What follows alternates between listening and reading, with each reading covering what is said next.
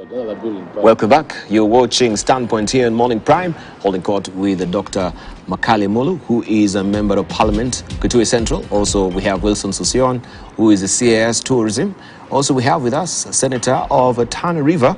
This is Danson Mungatana, and also Yusuf Hassan, who is the Member of Parliament for Kamukunji. Gentlemen, I just want us now to latch a bit on the issue of devolution, speaking.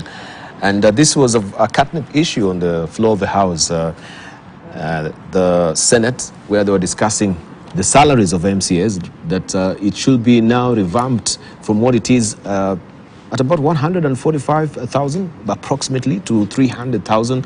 And we have, even you look at the dailies as well, Vihiga County has gone to a halt. The MCAs are saying we are not moving with any activity as far as the National Assembly is concerned. So we wanted just to focus on that briefly, because now this seems to be focusing and raising fingers at the Salaries and Remuneration Commission.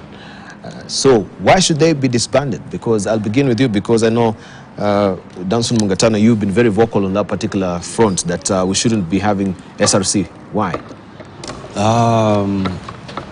You know, for us senators, we are very, very disappointed by what SRC has done, particularly to the MCA. So when this matter was on the floor of the House last week, we made our voices known.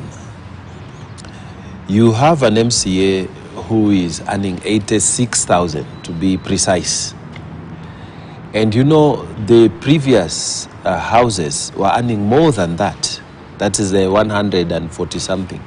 This time, SRC has reduced their salaries. SRC has also changed. They have removed their sitting allowances. They have removed their car grants. So you have a problem, because even when you're running for the electoral seat, you are thinking that the salaries and the remuneration will be like the previous office holder. Then you come in, you are way down, maybe by less than half of what your previous office holder was getting. And these are people who meet that's where the rubber meets the tire. Mm-hmm. You know, the tire meets the road. It's every harambe, every funeral arrangement, every wedding arrangement, and all these things, they are the first point of call. Oh, we've had an accident, my son has fallen, we need an ambulance. It's the MCA. He's the person who is there on the ground all the time. It is very sad that the SRC has failed to realize that these people have very big responsibilities. And then you are telling him to oversight a CEC, an executive, a minister in the county who is earning 400,000. 400,000 is almost if you add plus the allowances, 5 times what the MCA is earning.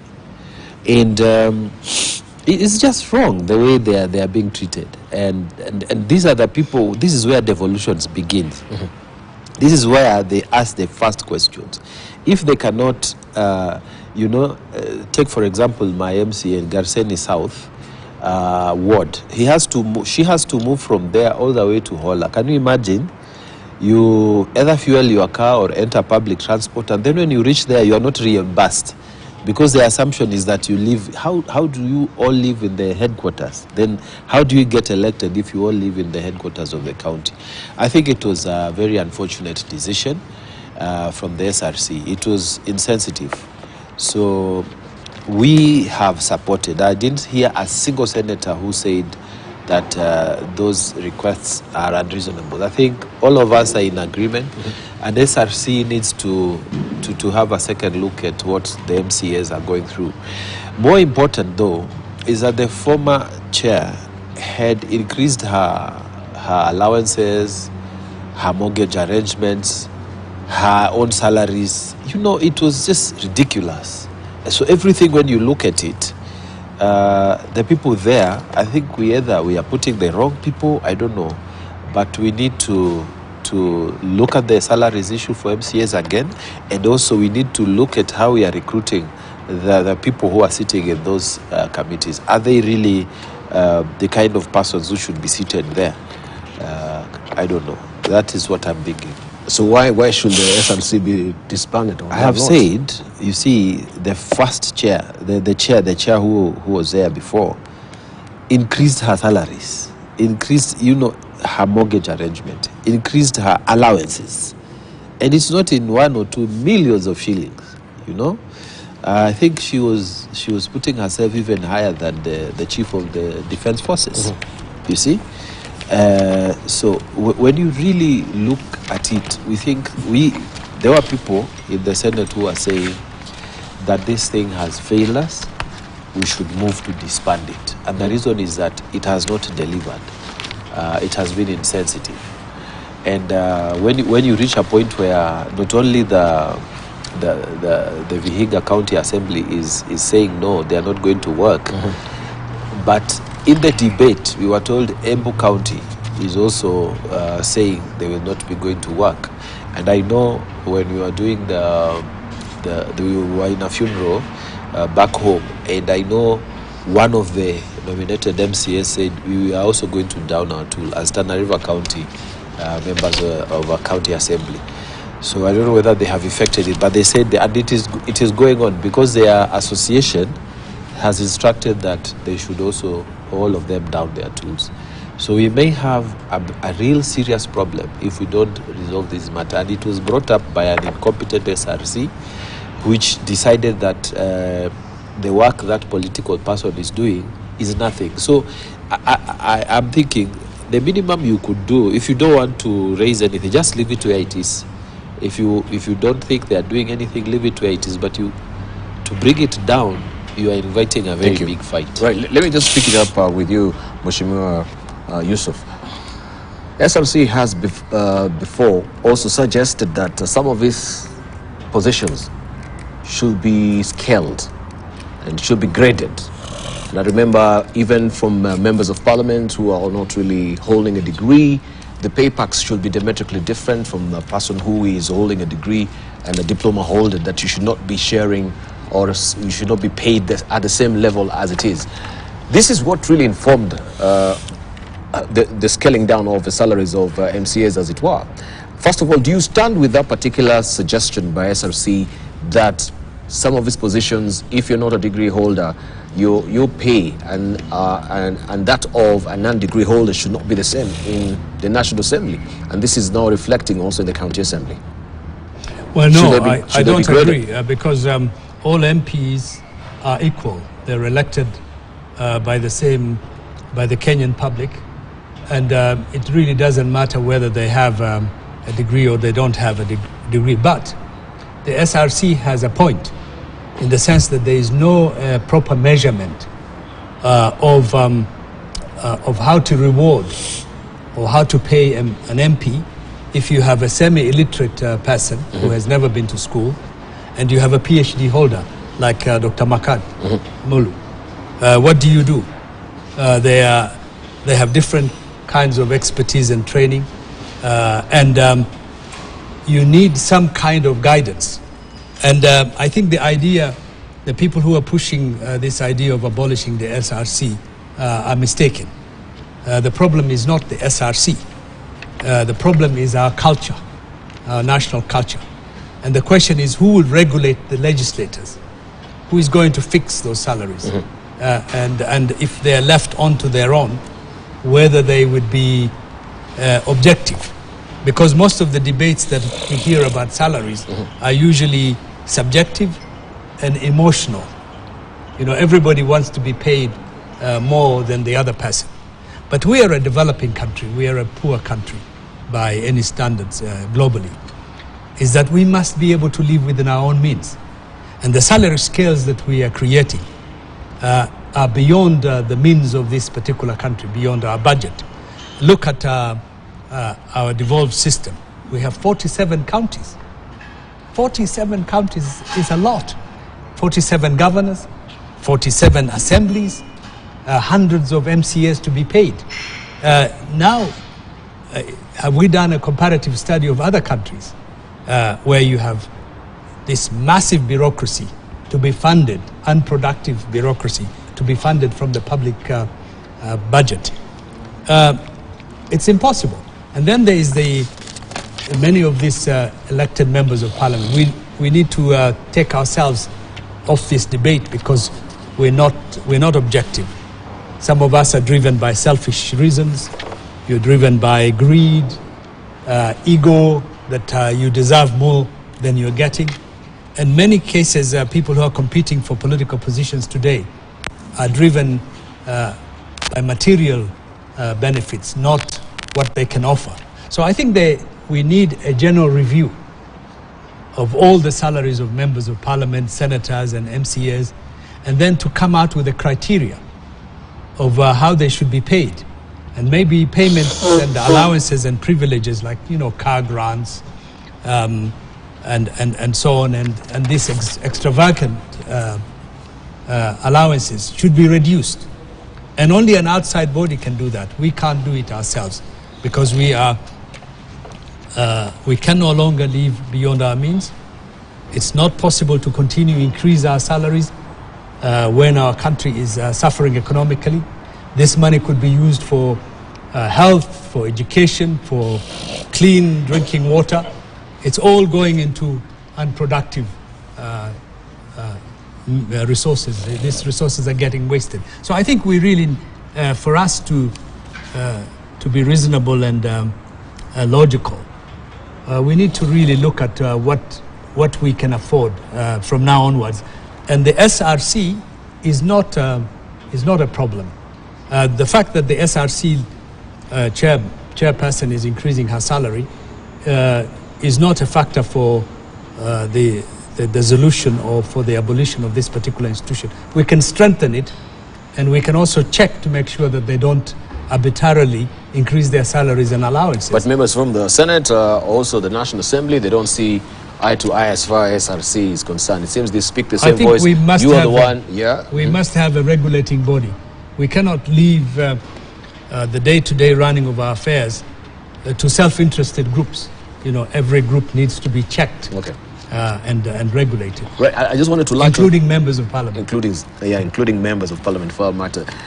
If they are asking back or for their car grant, we know that was a political issue during the BBI forum as well. Which was a terrible mistake. Yeah, it should never have been done. If we have the resumption of the grants as well, and we know it was all for political expediency, looking at the practicality of it, it doesn't really make sense to actually have the resumption of the grants as it is right now. But the bigger question is, we have almost 2,000, I don't know what the exact figure, 2,000, around 400 MCAs. 1,400 MCAs. 1,420. Is that not less than the 1,420, those are the elected and the nominated if you accumulate all of them. We're talking about 10.4 billion shillings a year that is going to be spent on MCAs if we hike this particular salary that they want right now. Do you think that is practical right now, especially with how the economy is in the doldrums? Lack of funds, even for the counties themselves. But to me, the way I would approach this matter is there a problem? And I believe there is a problem. Those of us who are MPs, anytime we go to our constituencies, actually the rounds we do accompanied by our MCAs. Even though they might not be saying it openly, but you can see they are strangling. What quite a number of them saying, if the status quo remains, they are not going even to defend their positions. They'll just exceed. So you can see the level of frustration arising from the compensation they are getting from the job and the public demands. To me, the worst bit is, me and Santa Mugadana here and my friend Yusuf Wia, you may not be able to, you can go home this weekend, the other weekend you skip and you're in Nairobi. These guys every morning, they are waking up in their homes, they have visitation from the voters, and any voter who comes to your house, they don't come to say hi or to take tea. They want the money. So there's serious problem with the MCAs in terms of meeting the expectations of that position. And I agree, we need to review their terms. We might leave out the car grant because the other one was political, but I think just the basic salary, the allowances which they're entitled to, and things like a mortgage, that needs to be reviewed. Otherwise, it's going to be very difficult. And I remember in my neighboring constituency, the last assembly, one of them was elected, and he actually came to Nairobi to go for another job. So for 5 years, there was no representation. The guy just decided to quit completely because the situation is there. So what I'm saying is, when you look at the SRC, and I think SRC has a problem, is either we do away with it or we reform it. For example, they're supposed to advise the government in matters salary, allowances, and all that. Look at what happens. Today, Honorable Yusuf here is a fourth termer in Parliament. He earns the same salary as a first termer who has only been in Parliament for now 8 months. They earn the same salary. They earn the same allowances. There is no other place, another organization in this country where somebody who has served for 20 years in the world is paid the same salary as somebody who has served only 8 months. But wait a minute. So these are the issues. Doesn't the 5-year cycle break that particular momentum? No. If you've served your 5th term, we believe you go back for a fresh re-election. So that is a fresh mandate to given. So you should not be... Even in contractual terms, and we have, as all of us here, we have worked before coming to this Parliament. Even in contractual terms, when your employer renews your contract, they will not take you to a starting point where you started. You either start from where you have been and then you move on, or there will be some increment to tell you have done a good job, please. Now this is a situation, so I'm telling you, there are serious gaps more so when it comes to compensating elected leaders. There's a serious gap, and I've looked at it, and I've said many times, it's time we sat down and have a candid discussion in terms matters. How do you compensate elected leaders? But you remember at one point, I remember our speaker, Wetangula, was saying MCAs, like the MPs, we are the ATMs all over the place. You know, anytime you meet the public, the expectation is so high, you might not be able to meet it because there's also service to humanity. So you can't be compensated 100%, but I think you need to be to allow these leaders at that grassroots level to serve the people. I'm telling you, these leaders, I've interacted with them all over. Even mine in Kitui County, they also threatening to down their tools, basically because of the same problem. So SRC needs to sit down, look at what has happened to them, because you know the last assemblies there wasn't much complaint. The salaries were better. Now these guys, I think they are taking home they are paid about 86,000. Now after taxation, you can't imagine what they take. Actually, even now feeding their own families is becoming. Imagine you are a leader, feeding your family is a problem before you even think about the voters. So basically, I agree with this, Senator Mungatana. If I was in Senate, I would have done the same. I would have said, is it time we review these salaries and we reform this body called SRC? It is important we review this body. You remember the first chair was Sarah Saram, who thought that elective positions are easier to get. She attempted it was in Gishu. Ask her what she got in terms of votes. These are the lessons we need to learn. Ask her. It's not just to get this position. Because she thought when we come there, we are enjoying ourselves. It's not that way. Elected leaders have a huge responsibility, and they need to be just facilitated to do their work. My appeal is, let's SRC look at what they are doing, and more so, they might not, for now, let's not forget about MPs and senators, but let them focus more on MCA compensation.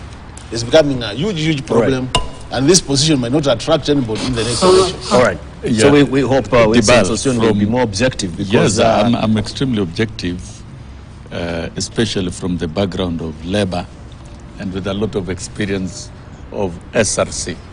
SRC was weaponized against workers and against beneficiaries, they would be. SRC became a fourth arm of government. And on this one of the MCAs, in fact, it's very ridiculous that SRC dared to reduce the benefit. You cannot do that under international standards. You can only enhance what is already obtaining. And you see, if we are saying car grants were political, that's a big mistake. What is not political in this environment? Everything is political. The foundation of everything is politics. And if MCAs in the last assembly secured car grants, the car grants should continue in the subsequent assemblies. You cannot withdraw it. In fact, what we are staring at is collapse of the assemblies.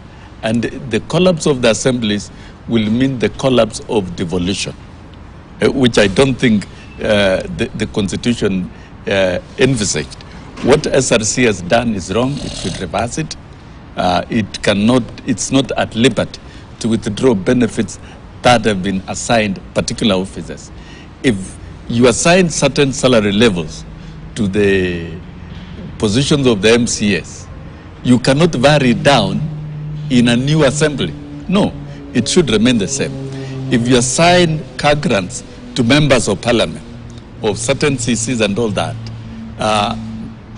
in a given sitting, you cannot withdraw it or scale it down in the next parliament simply because the members are new.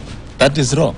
So I think from the labor perspective, it is wrong. You cannot reduce a benefit internationally. You can only enhance it or maintain it where it is. So it was wrong for SRC to reduce salaries of MCAs of the current assembly. It is wrong to withdraw the car grants. If the previous MCAs enjoy the car grants, the current MCAs must equally enjoy, because those car grants were drawn from the current economy and are informed by a lot of fundamental facts. You are devolving a lot of funds to be oversighted at the county. Who is going to oversight it if you are weakening the assemblies? You are weakening the MCAs. That's what we're asking. Where did it come from when the grants were offered? That was the moment, Yusuf, you begin paying a certain level of benefits, you don't have the liberty to vary it down. You can only vary it upward. But we saw we started it. That is, I want just to no, you can't. And ask you can't. That. But you can't. It cannot be just an exact science, because we had COVID-19 pandemic as well. And don't use excuses. Don't use excuses. We don't have the economy to support that kind of payment. How much wastage are we witnessing? How much wastage? No, I'm just trying to drive the point that you say you cannot pare down whatever that is a benefit right now. You always upscale it. Why have you targeted why did SRC target the MCAs particularly? What rationale? Because I'm sure the car grants were approved by SRC. It was approved by SRC. We all know, check the records. It was approved by SRC. The car grant came out of a roadside directive by the president. Approved by SRC. Whether it's roadside, whether it's on the skies, wherever it came from, but it was eventually approved by SRC. The fact that we have sort of a presidential announcement over it. No. The SRC are shoehorned to actually approve it. Let us not forget about facts, how it occurred.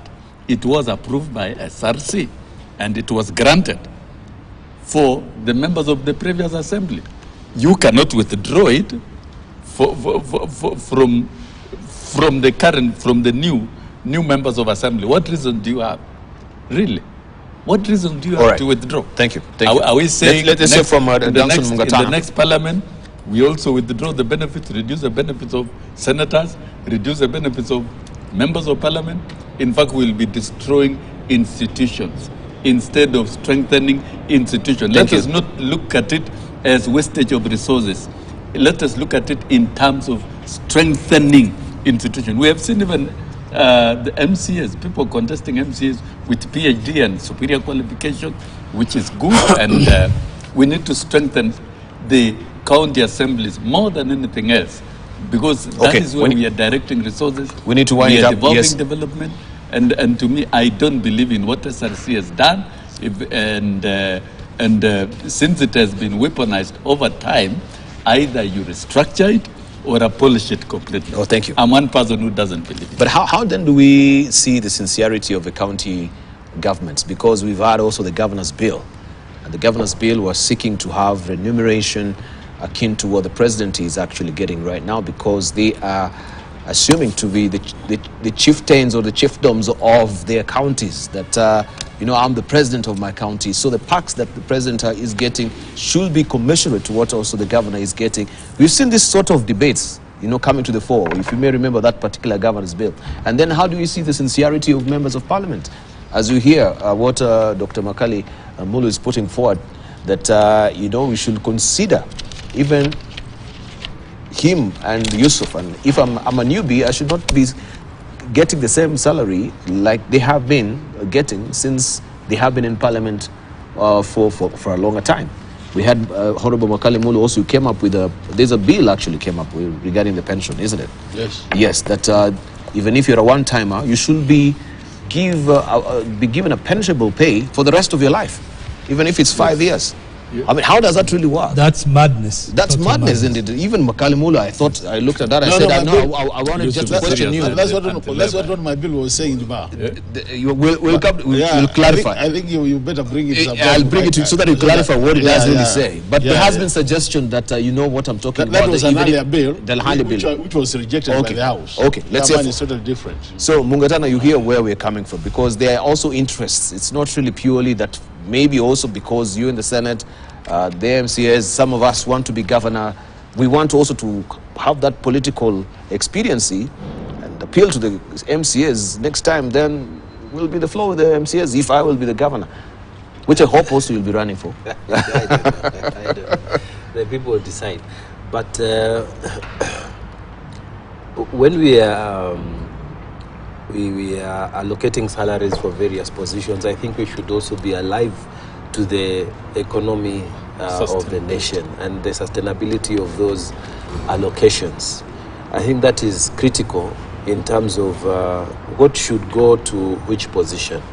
And therefore, if just going by that principle, it will not make sense to have governors earning at the same level as the president, because their level of responsibility is different, and also sustainability of that kind of expenditure per month is not viable.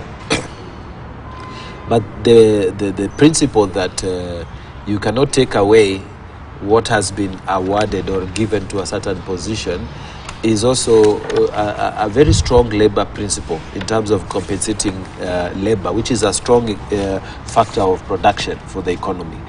So my own take is that we must have a balancing, and the balancing act here is that you cannot have an MCA taking home 86,000 and he's oversighting CEC who is taking home 400,000 and a governor who is taking home 1.1 million. How do they do the same work? How do they effectively do their work? So we need balancing. There is a lot of validity in calling for a review of what has been suggested by SRC. And I think SRC really needs to address itself to this matter. That would be my input on these matters of SRC. But on the larger principle, it worries me that county assemblies are asking, they're downing their tools. You know, what it means is that the executives, the 47 county executives, will be doing whatever they want to do without any form of oversight. It will mean that they will build maybe shady ECD classrooms. No one will be talking about it. There'll be shoddy procurements. Nobody will be asking questions. There'll be poor supplies, to hospital, no medication. No one is raising those issues. There will be bad decisions. And when those decisions are not being handled at the level of the county, then we are killing devolution. We are killing devolution. And we think that it is time we sit down and address this matter, so that, us senators are supposed to do oversight of counties. But it's a secondary oversight. Those who are doing day-to-day oversight, meeting with the executives at the county, those are the MCAs, and we need to support their work. Because by the time it comes to us, it is many times it is not a live matter. You make it live only if it is something happening and you bring it to the floor of the House or you bring it to the committee. But on a day-to-day basis, it is the the MCAs who are meeting with these problems on a daily basis to try and improve the running of the county governments. So it worries me that they are taking that trend that they want to withdraw the labor services. And this is going to be a very big hit against devolution. My prayer is that we will listen to this. I know that the chairman of the devolution committee of the Senate is on it, and I think discussions are ongoing. We hope the matter will be resolved before it affects the whole structure of devolution. Thank you. Honorable Yusuf, you wanted to say something? Yes, I think there's a bit of a problem here in the sense that we're talking here of members of parliament, senators and MCAs. And these are really privileged, pampered lot. You know, they're not the poorest of the poor. These are people with means. These are people with other means of survival. And we cannot be talking in tongues to say it's okay that we call our citizens to tighten their belts. The economic situation is difficult. We're living beyond our means. We are not able to meet our budget. Our debts are beyond our means. We're overdated. And we need to cut down. We need to size down. And at the same time here we are arguing that it's okay for us to be demanding higher salaries, higher allowances, and putting unreasonable pressure on our economy and our citizens. I think leadership must be to serve the people. Leadership is not about greed. Our politics must be honorable, based on the fact that in fact we deliver to the best of our abilities, and we are compensated well enough, not beyond the means of our country. You know, for Honorable Session to argue that in fact this is anti-labor is rather ridiculous, because how can we, parliamentarians are not labor, MCAs are not labor, they are a privileged class in our country. The people who need better salaries, better terms of reference are the people at the lower level. And at the moment, they're not getting any pay increase. They're not getting any extra allowances. They're not getting any grants. And yet here, we, the ruling class, the privileged big belly ruling class, is demanding more allowances, more grants, as if this country owes them a living. That's not really acceptable. I think it is good for us to check where we are and to be able to say, look, guys, we cannot be driven by self-interest and greed all the time. We need to cut down. We need to live within our means. And that's the only way we can take our country forward. But at the moment, I think the way we are pushing, we would be unaffordable. Yeah. And if they elected to actually be going for those positions, they knew the packs, isn't it? Yes. Right? So they shouldn't go there and try to change things from the inside. They knew the packs. And they knew the grants. That's correct. Not true. That's not the truth, because the position is that the MCAs who are there before these ones were being paid more. So when they were running, they knew the packs as of those ones, the previous ones. Yes. Now they come in and they are told, no, you can't get car reimbursement. But this debate about the packs was ongoing during those elections, even prior to elections. Yes. Because of salaries and the packs of the job, or because we are coming to serve? No. We are coming to serve. Salary and packs are not a major factor. Don't pontificate. I don't know about MCAs in Nairobi, but I'm talking about MCAs in Tana River County. If someone knew that he was going to get 150,000 per month, and then he goes in and he's elected and he finds it's 86. It's a problem. It's a problem, because when they were planning their things, they knew that was a salary, and then now they come in, they find there's a problem there that needs to be confronted, and it will not be confronted by good words and looking nice. But my point we is, need to deal with the my issue. point is, we that need to deal before with the even issue. they were elected, this debate was on the table. No, it No, wasn't. it was. The salaries were different. No. It wasn't. But what was on the wasn't. table were the car grants and whatever, but the salaries were different. These other guys were earning We had more. already passed the junction of the car grants.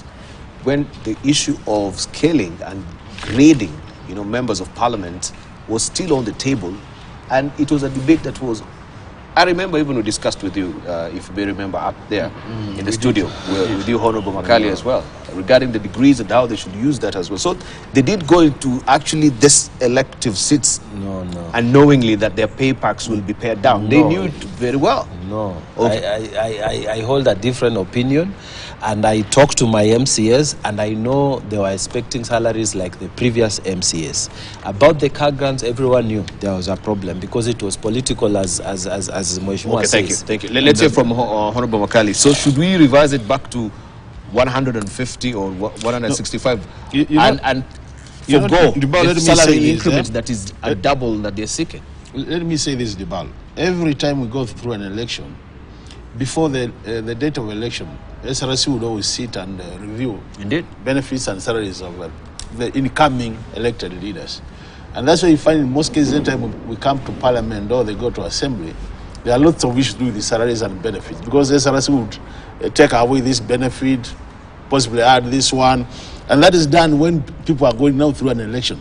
Now, once they settle in the assembly, that's when they realize a number of things have been changed. But all said and done, I just want to quote one of the SRC is actually established under Article 230 of the Constitution, and one of the basic principles they are saying, I want now to read. It says, in performing its functions, the Commission shall take the following principle into account. There are a number of principles. Principle B says, the need to ensure that public services are able to attract and retain the skills required to execute their functions. Yeah. To attract and retain. And that's why you see we are all concerned. Because as Senator Mugadana says, if the county executives are not oversighted, if the assembly is down their tools, and we don't oversight them, you can imagine the kind of damage you are likely to realize in this country, the bar. We have this year now we are going to give 385 billion to the counties in total. Imagine if that money is not oversighted, and with the experience we have gone through with the county executives, is that worthy? Is it, if you compare the two, the amount which is likely to disappear and the amount which is likely to be added to MCAs and they do their work? To me, I think the answer is that we need to look at, we've said forget about the MPs and the governors for now, but the MCA, because we are interacting with them on a day-to-day basis, I think the current benefits and allowances might not even attract in future anybody to take that position. Forget about the issue, because how do you work where you are not even able to meet your basic family needs before you think about the voters? And we know the Kenyan voter. We are all alive to what a Kenyan voter does to an elected leader. So to me the issue is let's sober up, let's SRC sit down and look at this thing. I think we as a country have much to gain if we looked at this issue than if we didn't. We'll lose more if we don't address this matter. If these guys down their tools, I can tell you for sure, the bar, the next financial year, we will all be crying as a country, because what is likely to happen down there. And I like what the Senator said. You know, MCAs are the primary oversighting body. Senate is a secondary, because they only come in after the MCAs have done their work. They're the people who go out there to see the projects on day-to-day basis. They're the people who make sure that in terms of budgeting, they are oversighting the budget. They're able to make sure that in recruitment, they are checking the governors. All these issues. Imagine if nobody was doing that at the primary level. It will be possible. All right. In fact, also remember, you'll clarify on the pension bill. Yeah. Let me clarify that. Can you first hear from Session, then we come to you? Or yeah, you sure. Want to Just because briefly. Because also time is running. On this one, we should be sober and look at the bigger picture of devolution, and look at the 285 billion that is being 385 billion that is being wired to the counties. Is it not better to spend additional 10 billion to secure the 385 billion? Let us look at what is obtaining currently. The MCAs cannot function, and they are saying it as much. They've expressed, and we know the road that took us to where we are, cutting down the benefits. And as I've said, it is not the best principle, whether it is for ordinary laborers or senior management staff. You cannot reduce. There are effects on the same. Are there effects of this reduction? Yes. Is it detrimental? Yes. Do we still stay on the same road? Definitely not. There is need to review all this and recourse the MCAs to get back to work. What is it that they are doing? Oversighting. In fact, as has been stated, these are the leaders who are interacting with the people throughout. Look at the poverty index in the country. It is biting. And so the first stop of mitigating poverty is with this particular group of leaders. And if anything, if SRC was sincere enough, these are people who should even be paid more because of the amount of work they're doing almost 24/7, unlike senators and MPs who can be here in Nairobi for a while. But those ones are with the people all the time, and any additional compensation will make sense because they're not keeping money in the houses. When they're paid, the money gets into circulation. So I think, to me, we are going to kill devolution if we are not sensitive to this particular pressure from the MCAs. There ought to be sensible dialogue so that this is unlocked and the counties can be made to function. If that is not done, then a number of things will happen. One, the MCAs can be compromised. Yeah, you have the governor and the executive, and if you have broke MCAs, you can easily buy them out. With time, they will be compromised, and we'll have very weak assemblies that cannot do any oversight, and eventually we'll have devolution collapsing. We'll be talking about loss of resources, and the main reason is what we are debating now. Why are we adamant? What do we stand to lose by just getting in 10 billion? And if it is car grants, it had been offered, let them get it. What do we stand to lose? Because to me, in all due fairness, because what money that is going to be wired to the county will not be at 385B every year. It will keep growing. There will be more activities. These are the people who are expected to do more work. And according to me, they should get back the same level of benefits that the other cohort of MCAs were getting in the previous assembly. That is, reinstate the allowances and salaries to the point where it was and give them car grants. That is giving that leadership value at that level. Okay. What is wrong with giving value to leadership? There's nothing wrong. So let me get it this broader understanding, because we have the MCA is operating within the constituency of the ward, isn't it? The ward. Yes, the ward itself, yeah. Yes. Now we have the MP, you have the entire constituency, isn't it? Yes, yes. So when you talk about MCAs now really suffering because the constituents also are, it's like you're feeding another family despite that you have your own family. What is the main function of MCA and the main function of a member of parliament? You're looking at the larger constituency, but would there not be duplication of roles as far as looking at the affairs of your members of constituency are concerned, your electorate? No, in fact, this is where I fail to understand. If you look, our roles are very clear. One member of parliament is a legislator in the National Assembly, while the MCA is a legislator at the county level. Indeed. But the points that our colleagues are touching on are points of poverty and underdevelopment in our society.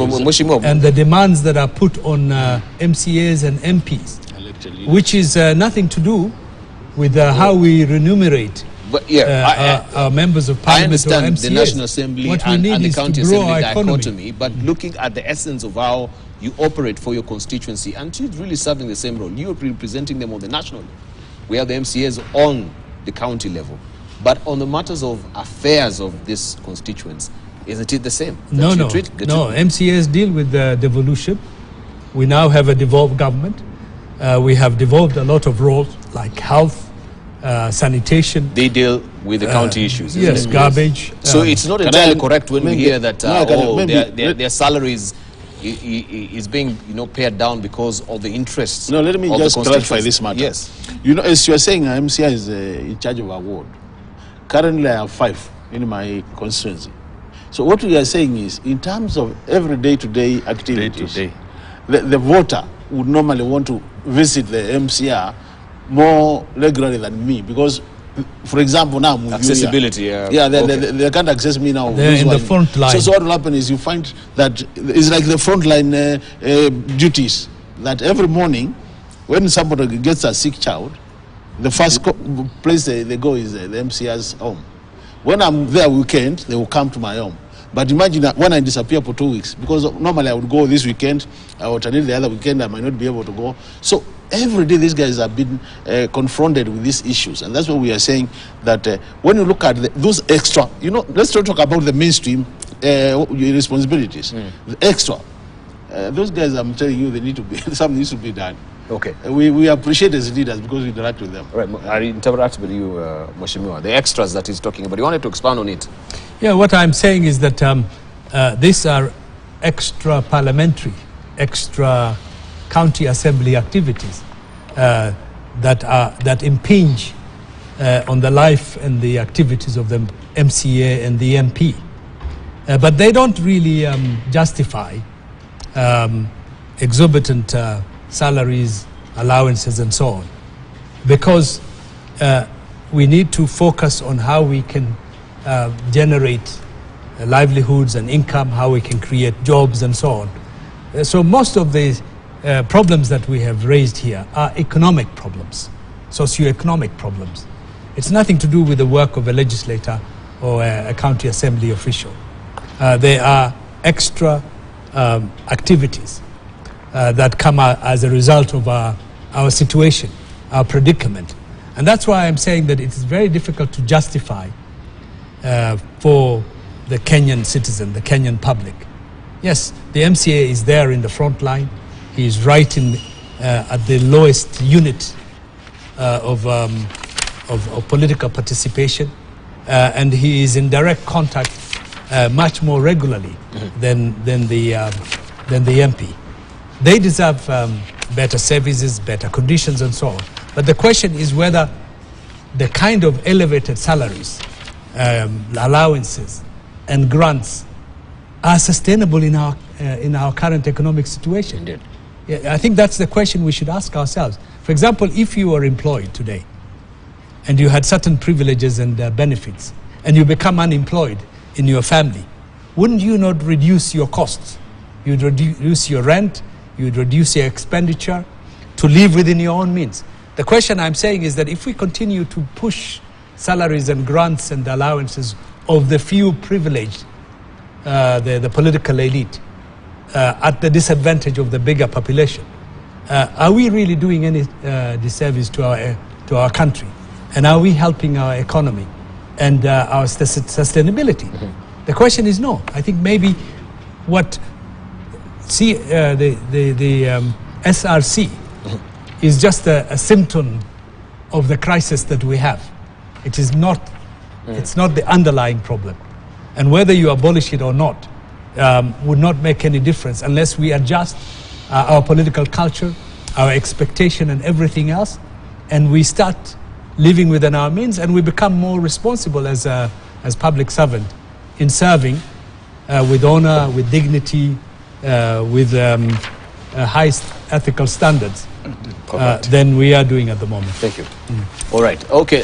Just because now I can see we just remaining with 3 minutes to wind up. I wanted to just give each of you a headline thoughts, and Dr. Makali, you are to clarify on the pension bill. Just briefly. Yeah, the pension bill. We can discuss it another time in the forum. Actually, the parliamentary pension amendment bill is what it proposes. The main objective is first of all to align it to the new constitution. You know, it was enacted before the new constitution. So you realize it doesn't even recognize that the existence of the Senate. It only talks about the National Assembly. But on matters of gratuity, what you are trying to do is currently, if you serve one term, you are paid gratuity, and then you go home. If by good luck you come back to Parliament, the procedure is normally that you must buy back the 5 years you have been away. you know you have been paid gratuity. So if you come back, you will have served 2 terms and you qualify for pension. Now, for you to qualify for pension, you must pay back the money you are paid as gratuity, which is normally over 5 million. So members of parliament have found it very difficult. I've come back to parliament. I'm required to pay back the gratuity I was paid the first term for me to qualify for pension. So what we are trying to do is you are pensionable after 2 terms, but then we are giving members an option. You can choose just to serve the 2nd term and be paid gratuity instead of now buying back the earlier one, so that it becomes so serving 2 terms consecutively. That means anytime you serve 2 terms in parliament, you qualify for pension. Even if it's truncated. But if you have a break, yes. What would happen, like now Session, after he did his first term, he was paid gratuity. You can confirm that. Now, assuming he is elected back to parliament, he needs to pay back 5 million. million. He will be expected to pay back that gratuity so that he qualifies for pension. So what we are doing now with this bill is to align it so to an extent that if he comes back, he has an option. Okay, but I can elect not to really take the pension. Yeah, he can now choose. If he wants to be pensionable, he will pay back. But if he thinks he has no money to pay back, he can say, I opt to be paid another gratuity after 5 years, and then I close the chapter. So technically, you're telling me that the senators are not... you must also serve 2 terms. No. As it is right now, because you say this is not enshrined in the new constitution. The current act. The current act, sorry, not the constitution. National Assembly. So senators they're not pensionable. No, they are pensionable, but now we need to bring that into law so that it's not out of nowhere. On what law are they pensionable if there's no act? But they are pensionable they're still members of parliament. They are members of parliament. But just need to bring in the word Senate so that we recognize there are two chambers in parliament. It's a bicameral. So there are quite a number of issues, but now because of time, I may not be able to go into this. I think we need to take that another time and have more time for it. We can take about 10 minutes just to explain the details. Thank you. Yes. Honorable Mugatano, you want to give your headline thoughts now? Yes.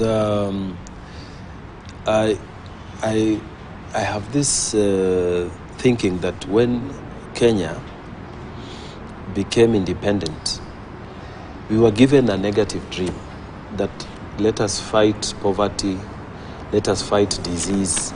We were not given a positive dream. And ignorance. But countries like Singapore, they said, let us build a prosperous nation. And they did. They have a savings of about 45% of their total income, which they use to develop their country. Kenya, we have about 16%. And we are saying that this new president, Ruto, he's trying to redefine the vision. So that instead of saying we want to fight this, fight that, we are saying we want to build a new prosperous nation. And from where I sit, I think with his first budget, it's very painful, I think, in some sections, and in some sections it's good. Those other sections which are good have not been glorified or even made known to the public. But I'm saying our country, for it to move, let's have that dream to create a positive that positive statement that you want to create the greatest economy, the most industrialized nation around the economy of East Africa. Thank you. And my prayer is that we will support the first step. The first step is this budget, which is to be dealt with by our MPs in a short while. Thank you. Thank you. Honorable Tyson, your closing remarks? Well, I have the same perspective in the sense that, in fact, we constantly seem to be comparing ourselves to Singapore. Mm-hmm. Singapore is a very small country with a very small and limited population as well. We are a much bigger country. We have a much bigger potential.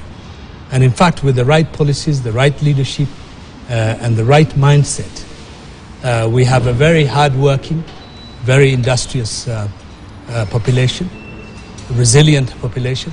We can do much better, and we can grow our economy, and we can be one of the leading countries, not only in Africa, but in the world. But we need to get our act together. And I think one of the things that we must really emphasize is that nobody is going to pay for our development. No outsider is going to give us the money to develop, the technology to develop. it's within us as a country, as a community. Thank you. And we must accept that responsibility, because without accepting that responsibility of developing our own country with our own resources and our own energy, we will not be able to take off economically. Thank you. Thank you. Makalimulu, 30 seconds. Thank you, Dibal. This week is the week we are going to focus more on budget making as a house. Many times I've said that we need to look at the expenditure side of our equation. Budget is what discusses the expenditure side of the equation. I wasn't happy. I was very frustrated last week when I saw the speaker rushing through the budget without any debate. So I want to encourage the members of parliament to realize that they have a bigger role to play in budget making with the new constitution. It's time we looked at that budget thoroughly. So I don't want this situation where members are just rushed and we pass things without even looking at them. Thank you. Oh, I wish you took more time to look at the budget before we even discuss the finance bill. Thank you. Thank Because you. if we reduce expenditure, we may not need to tax Kenyans more. Tomorrow is the day. I think reminding ourselves about the Asian tigers, whether it's Singapore, Korea, and Malaysia, is a good thing, because they started with us at the same time, same economy, same GDP, and we got independence at the same time. At this point, we are talking about total economic transformation. It comes with pains, and there are gains with it. And all we need to do is to ensure that we support the transformative agenda, whether it's painful taxes, let's pay for it for a short time, and let us deliver on it. There is need to inject more resources to the production sector of the economy and ensure that we sustain the production sector of the economy, because that is where jobs are created, that is where investments are undertaken, infrastructure and other aspects. And in that way, we will be able to grow our economy, and we definitely will change. Like, Thank you. if we are talking about tourism getting even half the national population, if we can get 25 million tourists every year, it means every Kenyan will be employed, and it means we shall have sufficient resources to run the economy. Kenya is a potential economy. If we can all put our acts together and agree that the main objective at the end of the day, regardless of political affiliation, is economic transformation. Thank you. And that which we can, we can deliver, then we should go that Thank you. Thank you, Mheshimiwa Wilson Susion, CAS Tourism. We really appreciate your input this morning. Also, Mheshimiwa Danson Mungatana, Senator Tala River, thank you for coming through this morning. Also, Yusuf Hassan, Member of Parliament, Kamukunji. Mheshimiwa, thank you for coming. I always treat it as a treat for me as well, and Makali Mulu as well. Thank you for joining us this morning as well. So tomorrow is a big day, and of course, I wanted to list up some of the legislators that will be voting no, speculatively, and yes as well. As the list goes here, well, it will be live, so we'll know tomorrow. Yeah, and we're eagerly wait to see how that will pan out. Thank you, gentlemen. I really do appreciate. I have to go now. Well, of course, next we'll be talking about Kenya Urban Forum that will be happening, the first edition in Nakuru, and we'll be having our guest momentarily to just talk about urbanization and sustainability and what this really portend when it comes to urban, of course, capabilities or urban capacity and urban form. Well, our experts, they will be able to break down that for us on the other side of the break. Don't go away.